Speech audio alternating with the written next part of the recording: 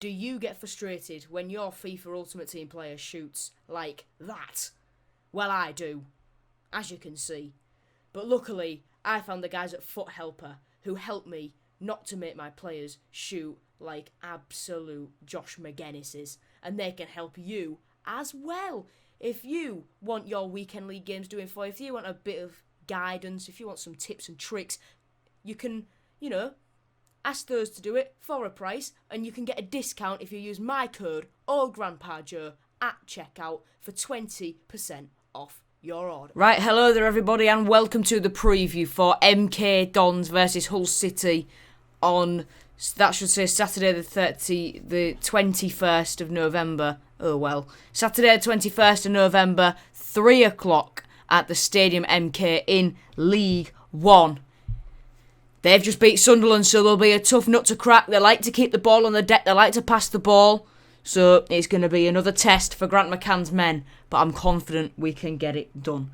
So let's crack on straight into it, because tonight I've got a lot of stuff to do. I've got 2 bits of homework due today as you're watching this, tomorrow as I'm recording this. So I've got a little bit to do tonight. And I've also got to make some stuff for something returning to the channel within the next few days. I'll tell you more soon, innit? I'll tell you more soon.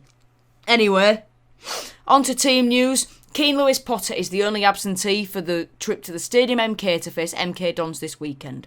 Lewis Potter has missed training for the past week or so due to a period of self-isolation after taking a test. He's back in training today, Friday, but is very unlikely to feature. And Josh McGinnis has returned from international duty with Northern Ireland. McGinnis grabbing a goal for his country during the break. In terms of ref watch then, I currently do not know who the 2 liners, referee and 4th official are for this weekend. EFL haven't released a document.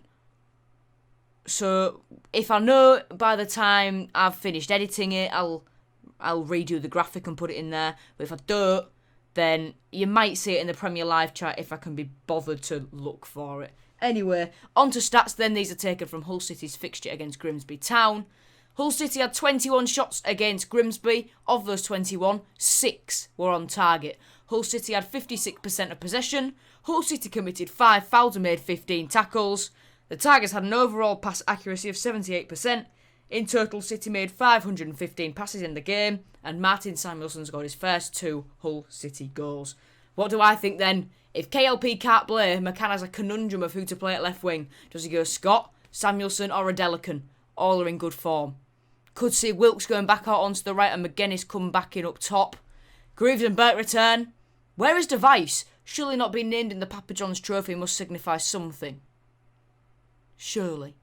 Because Device, he's just been out due to poor form. He's not injured. He's just out of the team for Jacob Greaves. Fair enough. Greaves is sick. Not even on the bench, though. Alfie Jones has looked good. Surely he can't be behind Sean McLaughlin in the pecking order. Because McLaughlin played against Grimsby when Device didn't. Questions for Grant McCann. Anyway, on to head-to-head battles now then. George HONEYMAN and Scott Fraser in the midfield. That's going to be a tasty battle. We were after Scott Fraser in the summer. Didn't quite materialise though. But we got Greg Docherty instead, so it's fine. And Jacob Greaves going back in. He'll have to stop Cameron Jerome, who ripped Sunderland to bits last time out. Opposite view is this week. But instead, we have got another view from a Hull City fan, from Riley Somerville. Take it away, Riley, mate. Hi guys, Somerville here.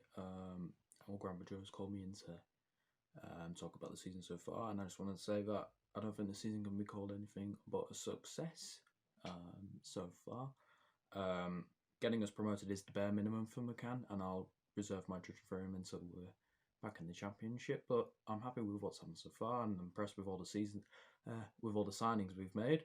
And our depth is probably our strength, and DFL has just announced that we can have 5 subs now from I think a 7 sub bench, and that can only be a good thing with us with how good our squad is.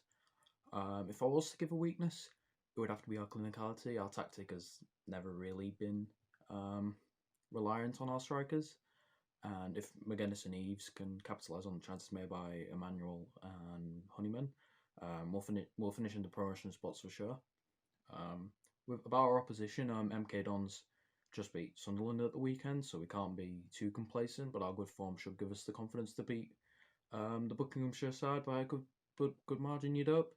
I'm expecting Samuelsen to start in place of KLP because of his obviously amazing performance against Grimsby on Tuesday, and KLP would have only just returned on training, I think, for Friday, so I don't think he'll be fit enough to start. So it's either between Samuelsen or Scott who comes in. Hopefully they can score a screamer again. MK Dons have Dean Lewington, who's a long-serving player, and he'll give us a tough time in the final third, definitely. But our pace and our sort of power from like Emmanuel and Wilks and Richie Smallwood possibly. But I'm fully expecting a win for the Tigers. I'm going to go for 3-1 to City. Cheers, Joe. Right, thank you very much to Riley for that. You can follow him on Twitter. His link is in the top line of the description. And yeah, on to current form now then. 1 defeat in our last 5. MK Dons a little bit more up and down in terms of form. So for us, lost 2-1 at Swindon, then won against Fleetwood, Harrogate and Burton, all by the same 2-0 scoreline, and then Grimsby by a 3-0 scoreline. And then MK Dons drew 1-1 with AFC Wimbledon, drew 0-0 with Northampton. Then against Eastleigh in the FA Cup, they drew 0-0 in normal time, but the draw box is green, even though it says D in it, because MK Dons won 4-3 on penalties. They then went and lost to Southampton's under-21s, 2-1, and then went and beat Sunderland at the Stadium of Light by that same scoreline. So they're up and down in terms of form, bit inconsistent. Us, we are, after the dip against Swindon, we are now climbing back up. And as you see the league table, we are 1 point off the top of the league table with a game in hand. Yeah, that's it. But again, Ipswich, we play them on Tuesday. They're looking in a good position. Charlton, they're in an even better position than us, really. 3 points off the top with 2 games in hand. If everything goes their way, they'll absolutely boss it. Then Lincoln, they've now, I believe, they'll have a game in hand as well, I think. So, yeah, it's all hotting up at the top end, and at the bottom end, it's even tighter as well. Still shout out to Accrington Stanley, 15 points from 8 games. And yeah, at the bottom, it's tight at the bottom, it's tight at the top, and it's tight in the middle. Papa John's Trophy Group H North, we have won the group. We've won the group on goal difference, but we've won the group nonetheless. We were unlucky that we didn't get a point out of the Leicester game, and then I'm confident that we could have beaten them on penalties. But it don't matter, we've still got through, we still won the group, and the draw, you can see details for that on the screen now. The draw is tonight at 6:15 on TalkSport 2. I'm afraid I cannot do a live stream for that draw because I am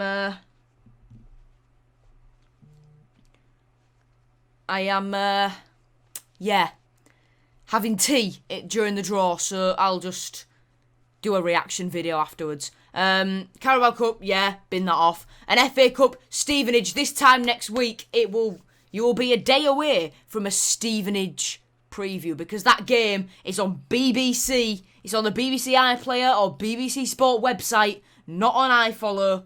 Bin that off. It is on BBC. Kicks off at, I believe, 1:30 on the Sunday. So, yeah, you know what to do. Anyway, on to around the grounds then in League One on Matchday 13. Gillingham face Charlton Athletic. Accrington Stanley face Lincoln City at home. Northampton Town travel to Burton Albion.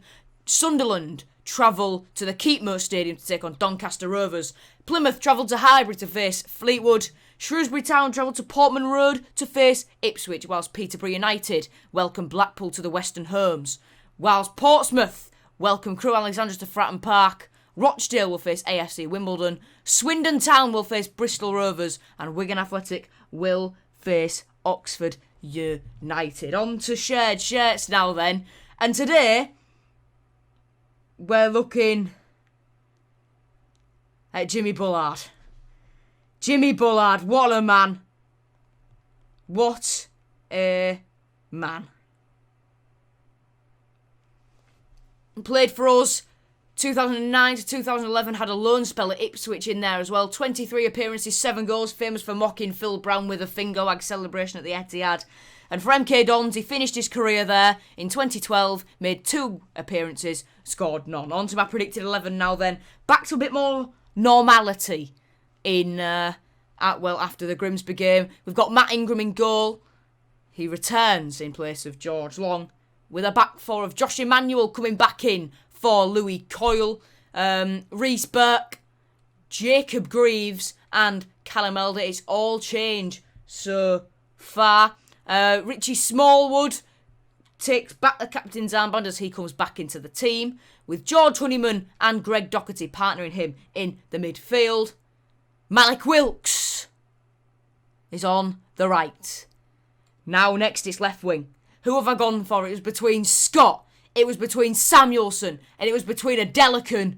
Who have I gone for? I've gone for Martin Samuelsen on the left wing.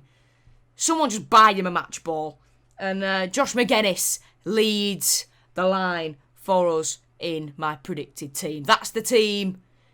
Some solid geezers in there. And the Samuelsen trim. Oh, the Samuelsen trim. That's a big joke on Twitter. Anyway, onto the bench, where it is George Long, James Scott, Tom Eaves, then James Scott. I'm reading my thing wrong. So it's Eaves, then Scott, then Alfie Jones, then Hakiba Delican, Regan Slater, and Thomas Mayer too. No Louis Coyle, no Callum Jones. They should feel hard done by not to be in this team. But that team is just absolutely exquisite. Swap Samuelsen for KLP, and I'd say that team is our best team. Just saying. So that's the team pictures. That's the team on the pitch. It's a top team. It's a top team. We will hopefully end up top of the league if Peterborough's results go our way. On to my predicted score though. MK Dons know how to cause trouble against top sides. Can we get the win? Yeah, go on then. 2-1 win for the Tigers in the city with far too many roundabouts. Thank you very much for watching this one. I'll see you later. Like and subscribe. Bye-bye.